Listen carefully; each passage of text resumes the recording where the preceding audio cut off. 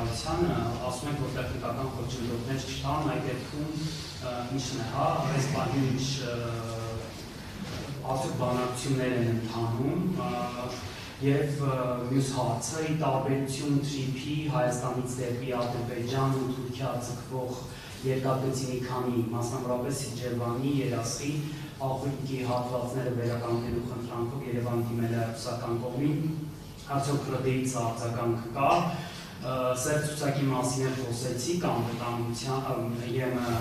ավիացիոն, ինչն է պատճառը, ասում եք, որ դեռ նոր, ճիշտ հասկացա, 60 նոր խնդիրներ են արձանագրել եւ 60-ը դրանց արդեն շտկել, 60%-ը։ Խնդրում եմ ասեք, ինչն է պատճառը, որ 5 տարի շարունակ այս հարցը չի լուծել, փաստորեն նոր խնդիրներ են առաջացել, ու արդյոք մեզ եւս 5 տարի է անհրաժեշտ, որպեսզի դուրս գանք ԵՄ անվտանգության սև ցուցակից։ Նոր խնդիրներ չեն առաջացել, արձանագրվել են նոր խնդիրներ, այսինքն էական տարբերություն կա ձևակերպումների մեջ, այն խնդիրները, որոնք արձանագրվել են, դրանք չեն առաջացել վերջին տարիների ընթացքում, դրանք եղել են ավիացիոն կոմիտեի շարունակական բաց թողումներ, որոշները օրենսդրական մասով, որոշները կառուցվածքային մասով կամ այլ մասերի հետ կապված։ Պիտի ասեմ, որ այո, երկրորդ աուդիտ է իրականացվել 2025 թվականի սեպտեմբերին եւ իմ նշած խնդիրները, որոնց 60%-ը ուրեմն վերացված են, դրանք հայտնաբերվել են 2025 թվականի աուդիտի արդյունքում, ոչ մեզ եւս 5 տարի անհրաժեշտ չի, չնայած այն երկրները, որոնք հայտնվել են սև ցուցակում վերջին տարիների ընթացքում, այդ երկրներից շատերին այո 10 տարի է պետք եղել սև ցուցակից դուրս գալու համար, բայց մեզ 10 տարի պետք չի լինելու դրա մասով։ Ինչ վերաբերվում է էներգա համակարգերի միացմանը, ես արդեն ասացի, որ մենք Եվրամիության ավիացիոն անվտանգության գործակալության ներկայացուցիչներն են Հայաստանի եկել սեպտեմբերի որ ասած։ Այն կառույցի ներկայացուցիչները, որոնք աուդիտ են իրականացնում։ Եթե անդրադառնամ էներգետիկ համակարգերի միացմանը, ապա ես նշեցի, որ տեխնիկական խոչընդոտ որպես այդպիսին գոյություն չունի, այսինքն կան ենթակառուցվածքներ, որոնք պետք է կառուցվեն, բայց այդ ենթակառուցվածքների կառուցումը իրատեսական եւ իրագործելի է եւ հետեւաբար մեր տրամադրվածությունը այնպիսին է, որ այո, այն պահին, երբ որ հնարավոր է դա իրագործել, տեխնիկական խնդիրներ չեն առաջանա այս մասով։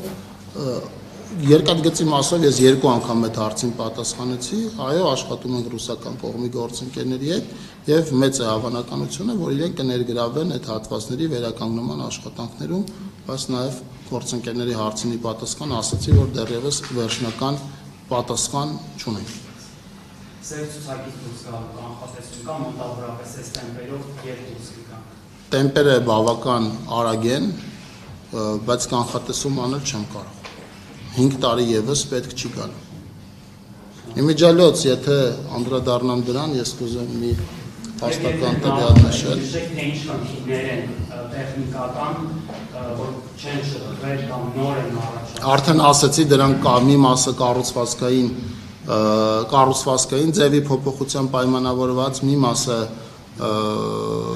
այլ կոմիտեի, այլ վարչությունների գործառույթների հետ կապված աշխատանքային հարցեր են, որոնք լուծվում են եւ կլուծվեն։ Միևնույն ժամանակ կուզեմ նշել, որ արդեն այսինքն իմ ներածական խոսքում նշեցի, որ սև ցուցակում գտնվելու հանգամանքը ինքը բացասական հանգամանք է, բայց այն չի խոչընդոտել մեծ հաշվով վերջին տարիների ընթացքում ավիացիայի աճին Հայաստանի Հանրապետությունում, մասնավորապես արդեն նշեցի, որ մեր 2 օդանավակայաններում իրար հետ աճել է 2024 թվականի համեմատ 7.5%-ով, Հայաստանի Հանրապետությունից այլ երկրներ եւ այլ երկրներից դեպի Հայաստանի Հանրապետություն 48 ավիաընկերությունների կողմից 67 ուղղություններով թռիչքներ են իրականացվում եւ նաեւ հաշվետու տարվա ընթացքում մեկնարկել են 10 նոր ուղղություններով թռիչքներ, այդ թվում եվրոպական ուղղություններով, այդ թվում նաեւ Գյումրի Շիրակ օդանավակայանից դեպի Լառնակա ուղղությամբ եւ վիզերի մեր գործընկերների հետ քննարկում ենք եւս մեկ եվրոպական ուղղությամբ թռիչքի մեկնարկումը ելի Գյումրի Շիրակ օդանավակայանից զուգահեռ աշխատանքներ են տարվում նաեւ նավիգացիոն համակարգերով համալրել ուրեմն Սյունիք օդանավակայանը կապանի եւ այնտեղ նաեւ էլի պլաններ ունենք Սյունիք օդանավակայանի մասով եւ այնտեղ էլ չվերթների ինտենսիվություն կապահովենք առաջիկայում, չնայած նախորդ տարվա ընթացքում մենք հասել ենք այն գրաֆիկին, երբ որ յուրաքանչյուր աշխատանքային օր Երևանից դեպի Սյունիք եւ հակառակ ուղղությամբ չվերթներ են մեկնարկում, սա թվարկում է մի պատասխան նաեւ այն հարցի, որ արդյոք ինքը ավիացիոն ցուցակը նշանակում է Հայաստանի ավիացիայի կործանում, ոչ չի նշանակում Հայաստանի ավիացիայի կործանում, Հայաստանի ավիացիան զարգանում է եւ վերջին տարվա ընթացքում շատ ավելի լայն թափով է զարգանում, դրան դա ցույց են տալիս նաեւ 10 նոր ուղղություններով մեկնարկող եւ առաջիկայում մեկնարկելիք չվերթները։ Բայց ոչ հայկական ավիափոխադրողների շնորհիվ, որտեղ հայկական ավիափոխադրողները չեն կարողանում Եվրոպական ուղղություններով այլ ավիափոխադրողներ են, հայկական ավիափոխադրողների թռիչքների ինտենսիվությունն էլ ավելանում է դեպի այն ուղղություններով, որտեղ եվրոպական սև ցուցակում գտնվելու հանգամանքը էական ազդեցություն չունի։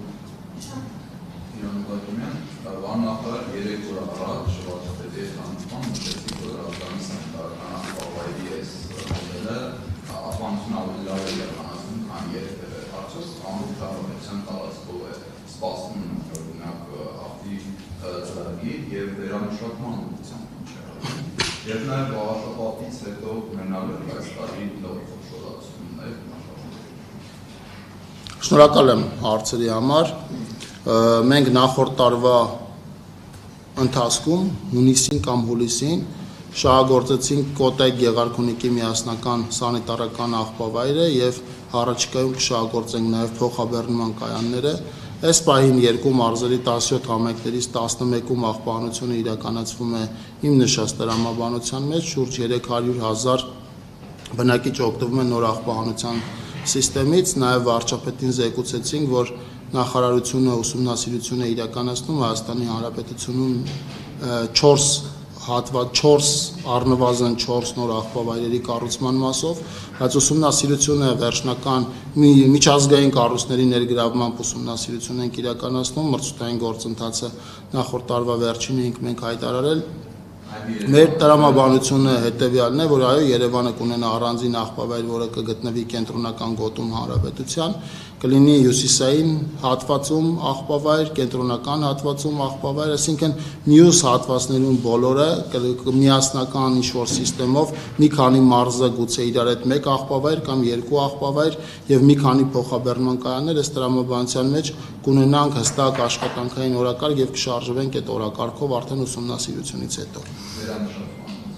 Նույնը նաև ուսումնասիրություն ենք իրականացնում հավանական վերամշակման մասով, այս մասով մենք նաև բաց ենք մասնավորի հետ համագործակցության, տարբեր առաջարկներ ունենք, այդ առաջարկների մի մասը հավաքված են համայնքներում, մյուս մասը նախարարությունում եւ մենք զուգահեռ ուսումնասիրում ենք այդ առաջարկները եւ դա մեզ համար առաջնահերթություն է։ Ինչ վերաբերվում է համայնքների խոշորացմանը, նախ կուզեմ թեման սկսել այնտեղից, որ երբ որ մենք միավորում ենք Վաղարշապատը Խոյի հետ, բազմաթիվ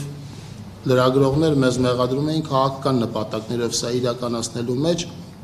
եւ իմ պատասխանը բոլոր դեպքերում արդյունավետ կառավարում իրականացնելն էր եւ դրա ապացույցն է նաեւ այն, որ մենք 2026 թվականի ընթացքում պլանավորում ենք հանրապետության եւս 3 մարզերում այն տրամաբանության մեջ, ինչ տրամաբանության մեջ իրականացվել է Խոյի եւ Վաղարշապատի միավորումը,